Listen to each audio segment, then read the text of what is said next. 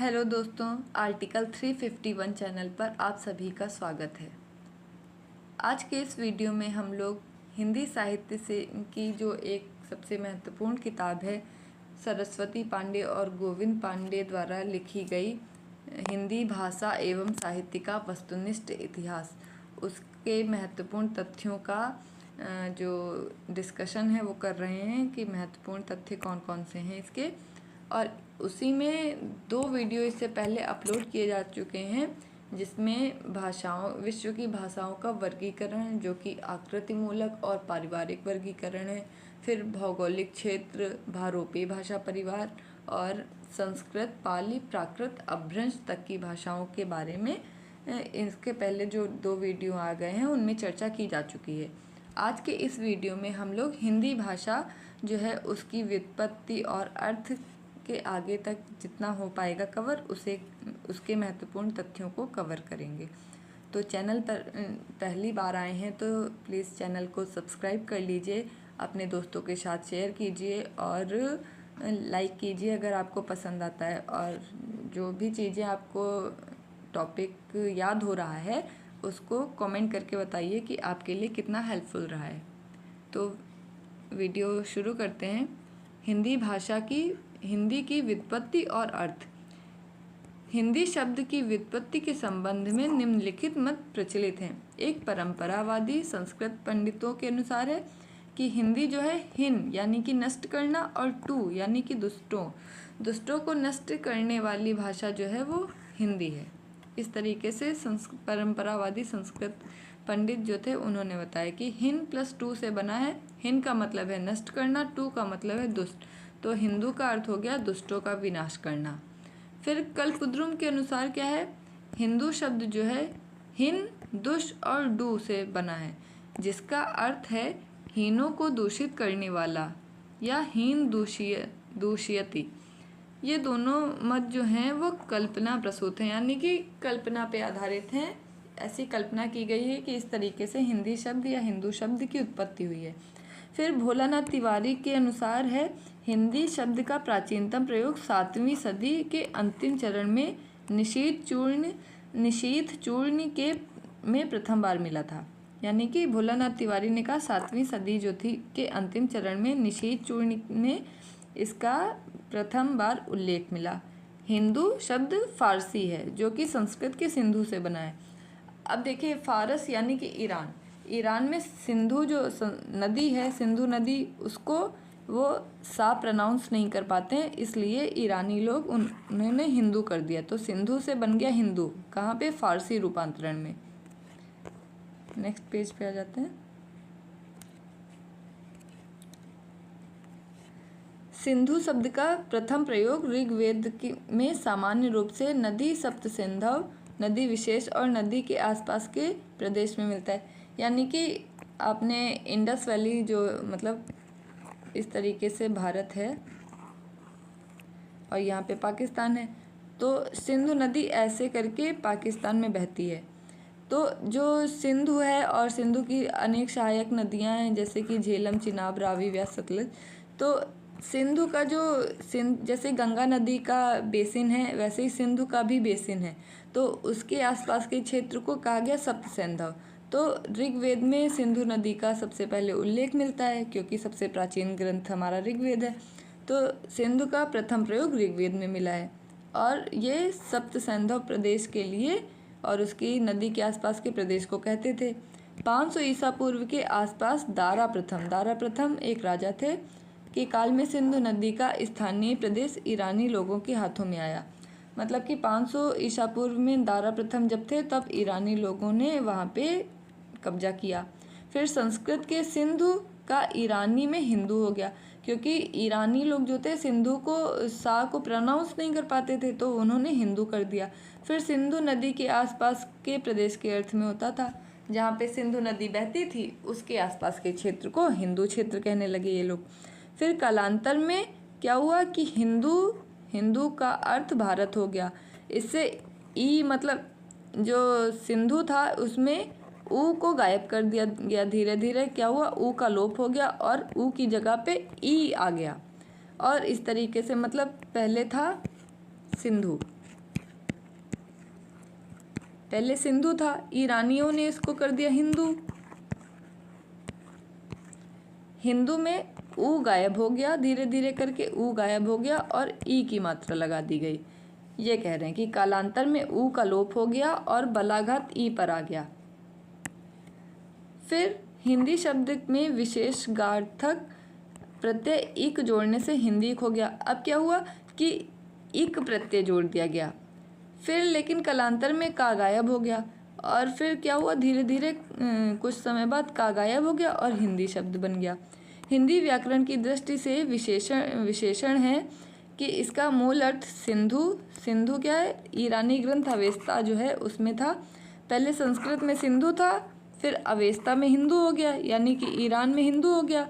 हिंदू से ऊ का लोप हुआ, क्योंकि ऊ का लोप हुआ है तो हिंद बना। फिर इक प्रत्यय जोड़ दिया गया, ई बलाघात करके जो है इक कर दिया गया हिंदी, और हिंदी से का गायब कर दिया तो हिंदी हो गया। तो पहले सिंधु था, फिर उससे हिंदू हुआ, हिंदू से हिंद हुआ, हिंद से हिंदी, फिर हिंदी। फिर आगे देखते हैं। ग्रीक लोगों ने सिंधु, अब ग्रीक जो थे वो सिंधु को इंडोस कहने लगे। इंडोस से इंडिका बन गया, है ना। इंडिका फिर इंग्लिश में यूज़ होने लगा और इंग्लिश ने क्या कर दिया, इंग्लैंड वाले जो आए थे उन्होंने इंडिया कर दिया। मतलब कि ग्रीक में सिंधु को इंडोस कहते थे, इंडोस से इंडिका हुआ और इंडिका को अंग्रेज़ों ने क्या किया, इंडिया कर दिया। किसी भी प्राचीन भारतीय आर्य भाषा में हिंदी का प्रयोग नहीं मिलता है, क्योंकि हिंदी पहले बनी ही नहीं थी। प्राचीन आर्य भाषा में हिंदी का प्रयोग कैसे होगा, अभ्रंश से पहले हिंदी का जन्म ही नहीं हुआ था। केवल कालिकाचार्य द्वारा लिखित जैन महाराष्ट्री में हिंदू शब्द मिलता है। फिर तो इस तरीके से समझी कर दूं कि पहले जो ऋग्वेद में सिंधु शब्द आया था उसको ईरानियों ने क्या किया, सिंधु प्रोनाउंस नहीं कर पाते थे तो वो उन्होंने हिंदू कर दिया। हिंदू से क्या हुआ कि ऊ हटा के इक प्रत्यय जोड़ दिया गया तो हिंदीक हो गया, और हिंदीक से क्या हुआ, धीरे धीरे का भी हट गया और हिंदी बन गया। तो इस तरीके से हिंदी बना। और ग्रीक जो थे वो सिंधु को इंडोस कहते थे, इंडोस से क्या हुआ, इंडिका बना, इंडिका को अंग्रेज़ों ने इंडिया कर दिया। तो अभी तक इतनी बात हुई। अब आगे देखते हैं। भाषा के अर्थ में हिंदी शब्द का प्रयोग व विकास। भाषा के अर्थ में हिंदी का प्रयोग फारस और अरब से होता है। ईरान के बादशाह नौशेरवा ने अपने दरबारी कवि हाकिम बजरोया को भारतीय ग्रंथ पंचतंत्र के अनुवाद करने के लिए नियुक्त किया। नौशेरवा जो थे इन्होंने अपने दरबारी जो थे बजरोया उनसे कहा पंचतंत्र का अनुवाद करो। बजरोया ने ककटक और दमनक के आधार पर अपने अनुवाद को कलीला और दीमना रखा। बजरोया ने क्या किया, ककटक और दमनक के आधार पर उसका अनुवाद किया और नाम रखा कलीला और दीमना।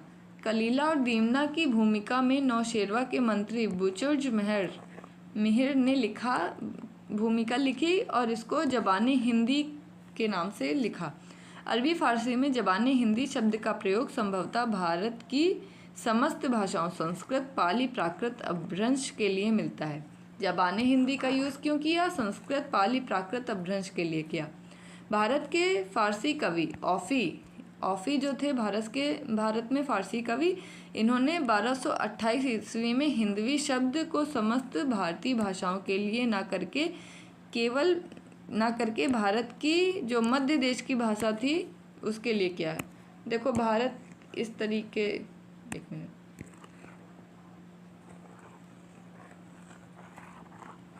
इस तरीके से भारत है तो इन्होंने पूरे भारत के लिए नहीं कहा, केवल का मध्य देश की भाषा थी जो हिंदवी थी।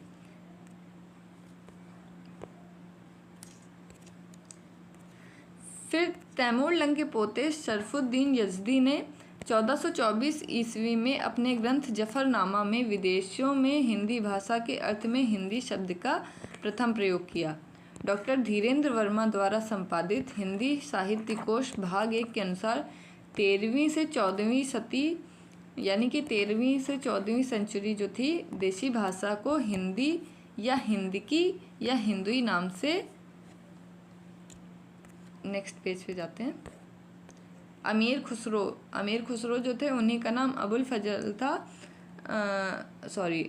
अबुल हसन था। अबुल हसन ने सबसे, मतलब धीरेन्द्र वर्मा जो कहते हैं कि 13वीं से 14वीं सदी जो थी उसमें अमीर खुसरो ने ही हिंदी का विकास सबसे ज़्यादा प्रयोग मतलब उसने किया।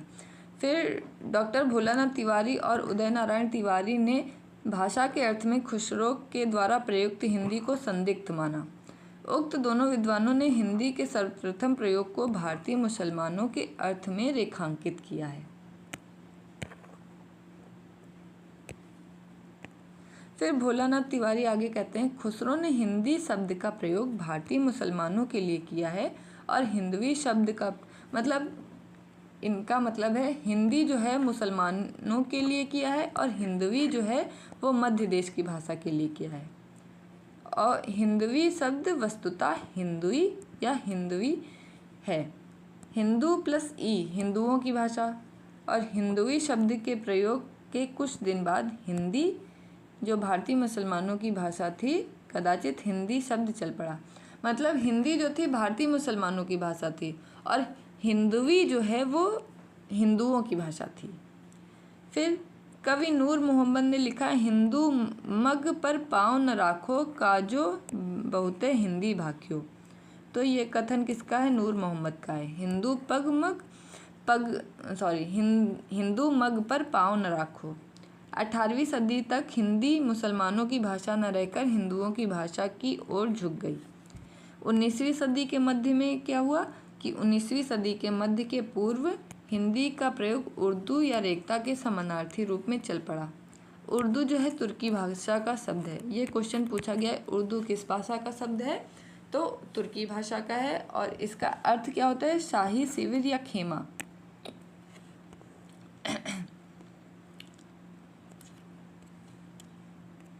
फिर नेक्स्ट देखते हैं, डॉक्टर ग्राहम बेल और डॉक्टर ताराचंद आदि का कहना है कि उर्दू का भाषा के निश्चित अर्थ में सबसे पुराना प्रयोग मुसहफ़ी में मिलता है। खुदा रखे जबा हमने सुनी है मीर वो मिर्ज़ा की, कहें किस मुख से हम मुसहफ़ी उर्दू हमारी है। फिर प्रोफेसर आज़ाद ने आबे हयात में ब्रज भाषा से उर्दू का जन्म माना है। तो प्रोफेसर आज़ाद ने क्या माना है? इन्होंने आबे हयात में बताया कि उर्दू जो है ब्रज भाषा से बनी है। रेख्ता का फारसी में अर्थ गिरा हुआ या गिरा कर बनाया हुआ ढेर है। भारत में रेख्ता शब्द का प्रयोग पहले छंद और संगीत के क्षेत्र में होता था। रेख्ता का प्रयोग भारत में छंद और संगीत के लिए होता था। रेख्ता शब्द 18वीं सदी के प्रारंभ से 19वीं सदी के मध्य तक उर्दू के लिए चलता रहा। फिर हिंदी का नवीन अर्थ में लिखित प्रयोग कैप्टन टेलन ने 1812 ईस्वी में फोर्ट विलियम कॉलेज के वार्षिक विवरण में किया। ये इम्पोर्टेंट कथन है। हिंदी का नवीन अर्थ में प्रयोग किसने किया? कैप्टन टेलन ने किया 1812 ईस्वी में। कहाँ पर किया? फोर्ट विलियम कॉलेज के वार्षिक विवरण में किया।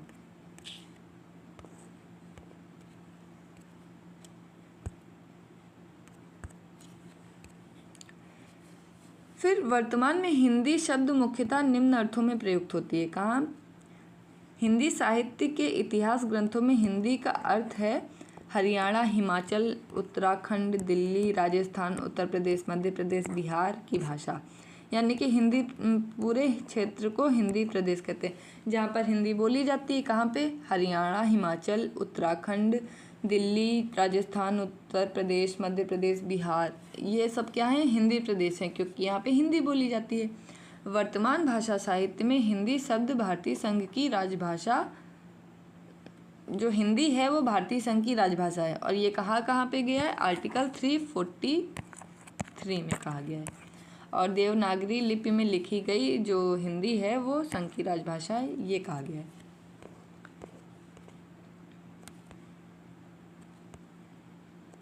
अब हिंदी की बोलियां देखते हैं।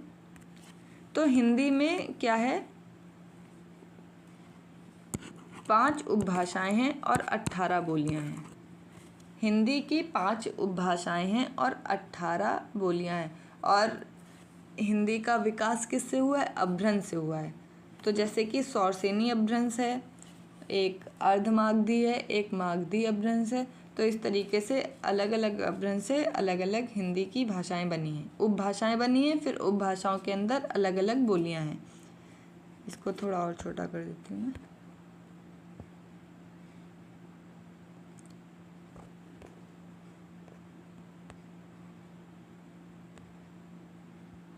वही नहीं रहा है ना, देखो मैं बताती हूँ ऐसे ही। हिंदी का विकास हुआ अपभ्रंश से। अपभ्रंश हैं 3 प्रकार के, एक सौरसेनी,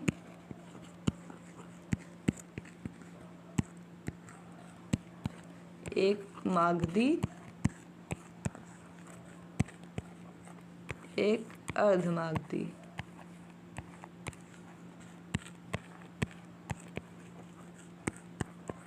तीन अपभ्रंश से हिंदी की भाषाएं बनी हैं।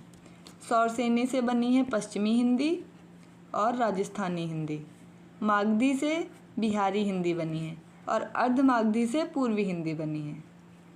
ठीक, सौरसेनी से पश्चिमी हिंदी बनी है, मागधी से बिहारी हिंदी, अर्धमागधी से पूर्वी हिंदी।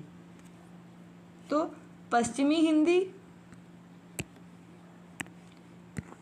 हिंदी जो उपभाषा है, इसके अंतर्गत 6 भाषाएं हैं। एक कौरवी, फिर हरियाणवी को ही बांगरू कहते हैं।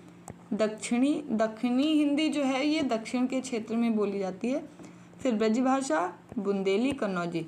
तो पश्चिमी हिंदी में कौरवी, हरियाणवी, दक्षिणी जिसे कहते हैं, और ब्रजभाषा, बुंदेली, कन्नौजी। फिर राजस्थानी हिंदी में 4 भाषाएं जो बोली आती हैं। राजस्थानी हिंदी में 4 बोली जो कि है मारवाड़ी, जयपुरी, मेवाती और मालवी। राजस्थानी में 4 बोलियां, मारवाड़ी, जयपुरी, मेवाती, मालवी। पहाड़ी में कुमायूनी, गढ़वाली। और पूर्वी अर्धमागधी अपभ्रंश से बनी है पूर्वी हिंदी। और पूर्वी हिंदी के अंदर 3 आती हैं, अवधी, वघेली, छत्तीसगढ़ी। फिर मागधी अपभ्रंश से बनी है बिहारी हिंदी। बिहारी हिंदी के अंतर्गत 3 बोली आती हैं, भोजपुरी, मगही, मैथिली। फिर देखा जाए, नेक्स्ट देखते हैं, कितना टाइम हो गया पहले ये देख लें।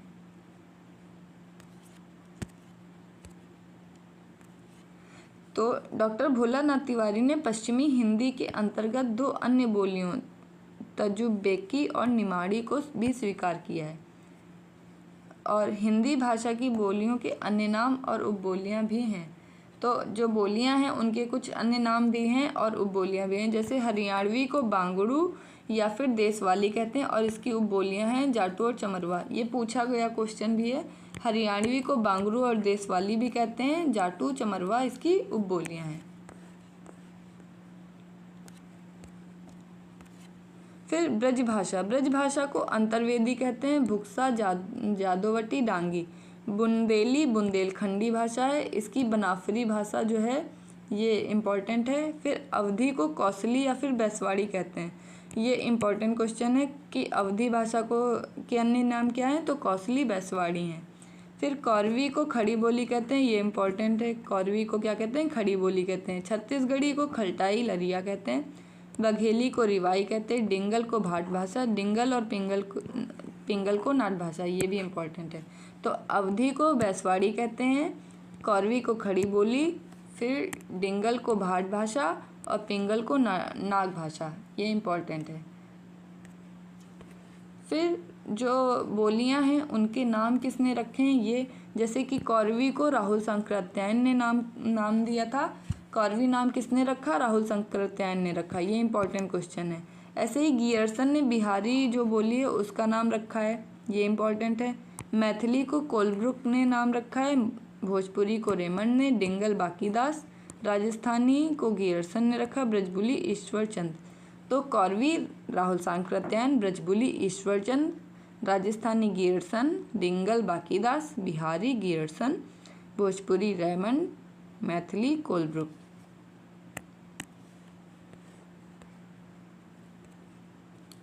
फिर भाषाओं के क्षेत्र हैं, जो बोलियां हैं, बार बार भाषा बोल रही हूँ, भाषा हिंदी है, हिंदी की बहुत सारी बोलियां हैं, बोलियों के क्षेत्र हैं। जैसे कि उत्तर प्रदेश के अनेक ज़िले हैं, वहाँ पे ब्रजभाषा बोली जाती है। कौन कौन से क्षेत्र में? ब्रजभाषा मथुरा, आगरा, अलीगढ़, बरेली, बदायूं, एटा, मैनपुरी, गुड़गांव, भरतपुर, करौली में बोली जाती है। फिर बुंदेली जो है झांसी, उरई, जालौन, हमीरपुर, मध्य प्रदेश के सागर, ओरछा, दतिया, होशंगाबाद में। कन्नौजी जो है इटावा, फर्रुखाबाद, हरदोई, पीलीभीत, शाहजहांपुर, कानपुर में बोली जाती है।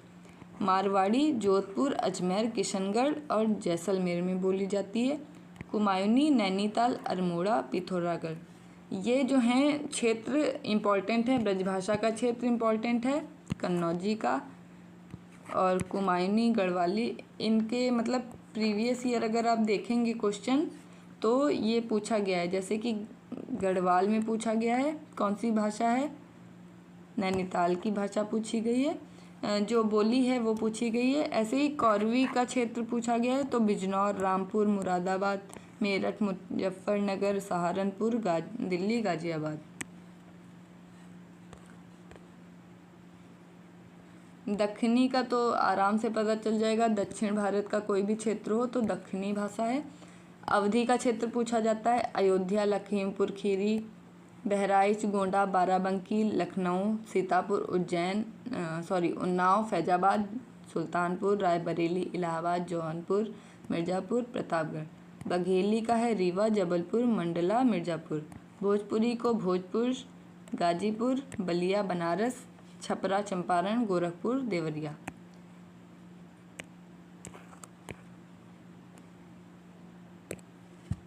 फिर ये भाषाओं की अलग अलग भाषाओं का जो बोलियों का विवरण दिया गया है। जैसे ब्रजभाषा जो है वो सौरसेनी अपभ्रंश से बनी है, अवधि अर्धमागधी अपभ्रंश से बनी है, कौरवी सौरसेनी अपभ्रंश से बनी है, भोजपुरी जो है मागधी अपभ्रंश से बनी है। फिर ब्रजभाषा पश्चिमी हिंदी की भाषा है, बोली है, अवधि पूर्वी हिंदी की बोली है, कौरवी पश्चिमी हिंदी की और भोजपुरी जो है बिहारी हिंदी की है। फिर ब्रजभाषा ओकार बहुला है, अवधि आकार बहुला है, कौरवी आकार बहुला है और भोजपुरी इकार बहुला है। तो इसको अपने आप से पढ़ सकते हैं, ज़्यादा इससे पूछा नहीं जाएगा विशेषता। फिर नेक्स्ट पेज पे आ जाते हैं, लिपि।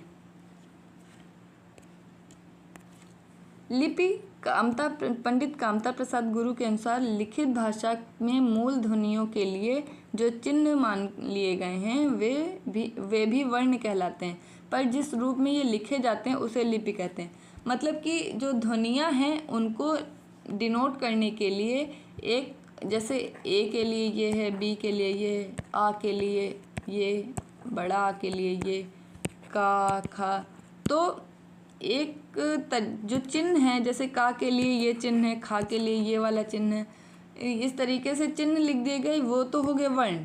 लेकिन इनको जिस रूप में लिख रहे हैं, जैसे कि ये रोमन शैली में ABCD है और हम लोग आ इस तरीके से लिखते हैं, का इस तरीके से लिखते हैं, तो ये क्या है, देवनागरी लिपि है। तो जो लिखने का रूप है उसे लिपि कहते हैं। लिपि की अवस्थाएं हैं, ये इम्पोर्टेंट क्वेश्चन है, पूछा गया है। पहले चित्र लिपि थी, फिर प्रतीक लिपि हुई, फिर भाव लिपि, फिर ध्वनि। चित्र पहले देखिए, जो आदि मानव था गुफाओं में रहता था, वहाँ चित्र बनाता था। चित्र बनाने के बाद प्रतीक बन गए, प्रतीक से भाव बने, भाव से ध्वनि। तो चित्र, प्रतीक, भाव, ध्वनि। फिर ध्वनि लिपि जो है उसमें दो तरीके हो गए, एक अक्षरात्मक और एक वर्णात्मक। जो रोमन लिपि है वो वर्णात्मक है और भारत की जो लिपियां हैं वो अक्षरात्मक हैं। फिर सबसे प्राचीन, भारत में प्राचीन समय में 3 लिपियां प्रचलित थी, सिंधु घाटी लिपि, खरोष्टी लिपि और ब्राह्मी लिपि। सिंधु घाटी लिपि के प्राचीनतम नमूने सिंधु घाटी क्षेत्र में मोंटगोमरी जिले के हड़प्पा तथा सिंध के लरकाना जिले के मोहनजोदड़ो में सीलों पर मिले हैं। मतलब कि देखो, भारत जो प्राचीन समय में भारत में 3 लिपियां थी, एक सिंधु घाटी लिपि थी, एक खरोष्ठी लिपि थी, एक ब्राह्मी लिपि थी। जो सिंधु घाटी की लिपि है वो मोंटगोमरी में के हड़प्पा और मोहनजोदड़ो से मिली है, लेकिन जो ये लिपि है ये पढ़ी नहीं जा सकी, ये हमारे काम की नहीं है। फिर आगे चलते हैं। ये सब केवल विकास देखते हैं भाषा, जो ये क्रम है। ब्राह्मी लिपि जो है इसकी दो शैलियां हैं, एक दक्षिणी शैली जिसमें दक्षिण की भाषाएं लिखी गई हैं, तमिल, तेलुगु, तमिल, कन्नड़ लिपियों का विकास इससे हुआ है दक्षिणी शैली से, और ब्राह्मी की एक उत्तरी शैली हो गई जिसमें उत्तर भारत की शैलियाँ विकसित हुई। जैसे उत्तरी शैली, उत्तरी से गुप्त लिपि बनी जो चौथी और 5वीं सदी के बीच में प्रचलित थी। ब्राह्मी से उत्तरी शैली बनी, उत्तरी से गुप्त लिपि बनी, गुप्त से सिद्ध मातृका, और सिद्ध मातृका का ही अन्य नाम है कुटिल लिपि। कुटिल लिपि जो है वो 2 भाग में विकसित हुई, एक देवनागरी और एक शारदा लिपि। तो ब्राह्मी, उत्तरी, गुप्त, फिर सिद्ध मातृका से बनी देवनागरी लिपि। सिद्ध मातृका लिपि को डॉक्टर वुलर ने न्यून कोडीय लिपि नाम दिया। यही लिपि कालांतर में कुटिल लिपि के नाम से प्रसिद्ध हुई। बोध गया के अभिलेख सिद्ध मातृका लिपि में हैं। फिर देवनागरी भाषा जो लिपि है उसके बारे में देखते हैं।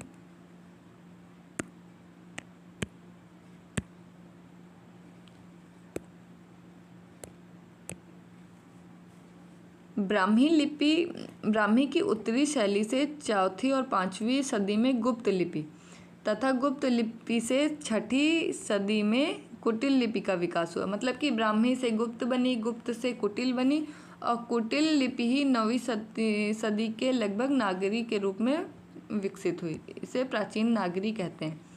देवनागरी का जो नाम है वो अलग अलग मत हैं उसके नाम रखने के। प्रसिद्ध बौद्ध ग्रंथ ललित विस्तार में वर्णित है कि नागलिपि नागरी नामकरण से हुआ। मतलब कि नागलिपि से नागरी का नाम जो है नागलिपि से पड़ा।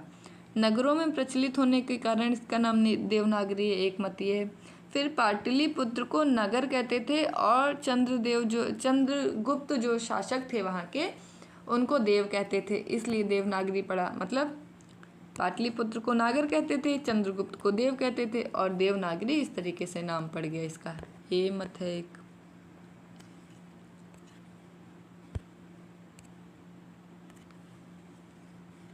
फिर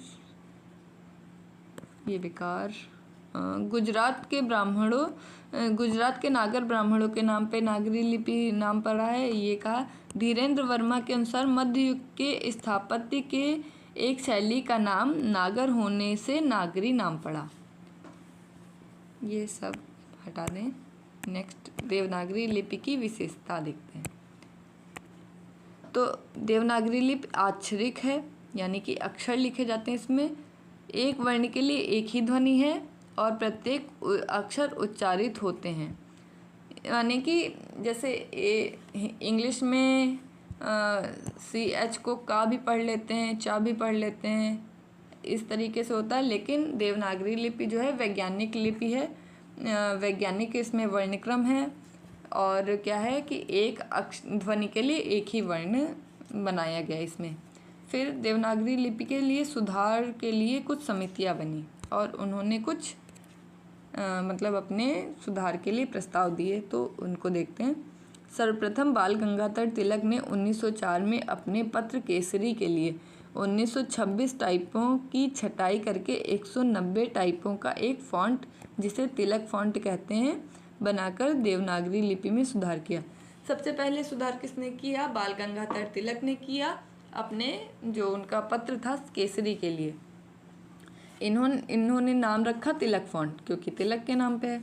फिर सावरकर बंधुओं ने आ की 12 खड़ी तैयार की, तथा जिसका प्रयोग जो है गांधी के हरिजन सेवक में किया गया।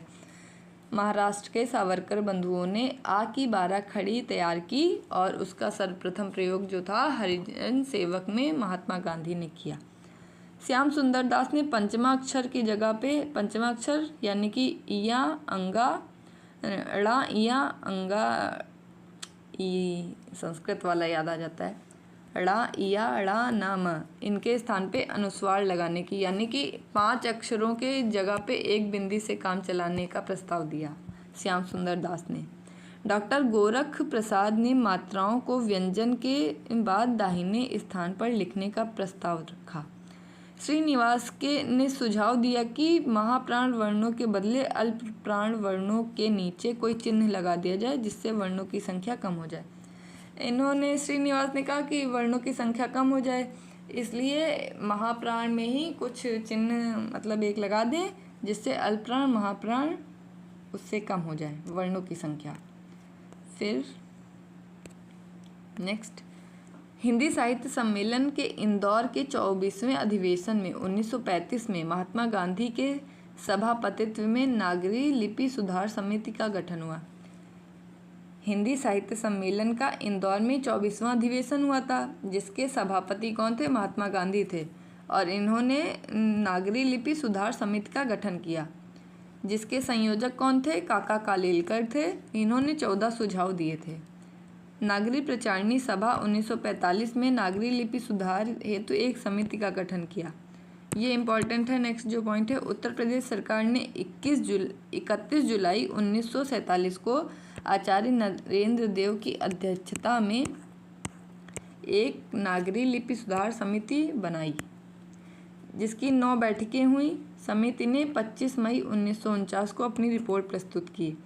नरेंद्र देव समिति की रिपोर्ट के बाद उत्तर प्रदेश सरकार ने 28 से 29 नवंबर 1953 में नागरी लिपि सुधार संबंधी सुझावों पर विचार करने के लिए लखनऊ में लिपि सुधार परिषद का गठन किया।